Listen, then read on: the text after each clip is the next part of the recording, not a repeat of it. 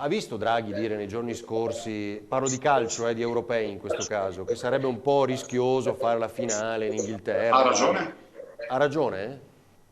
candidiamo il Bentegodi.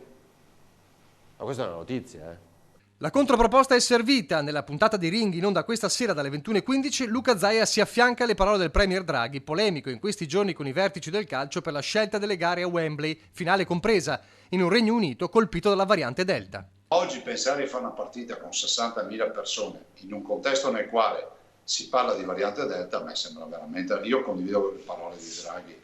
E candida il Bentegodi, quindi per la finale degli europei. La faremo in versione ridotta, potrebbe essere un bel segnale. Noi qui in questo momento siamo in grado di farlo, ma fare anche di più, anche fare i test a tutti coloro che andranno a vedere la partita. Insomma, se il Veneto guida la corsa vaccinale in Italia, perché non scegliere proprio questa regione per garantire un afflusso di gente importante senza rischi?